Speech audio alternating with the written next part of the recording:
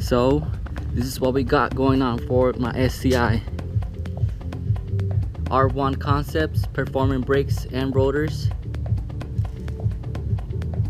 slotted. So we're gonna show you how easy it is to swap out the pads on this Brembos. It's a lot easier than regular calipers. Super easy. So I'll show you right now. Let's go. Okay, so first thing we'll do is take out the pads. There's the pin right here.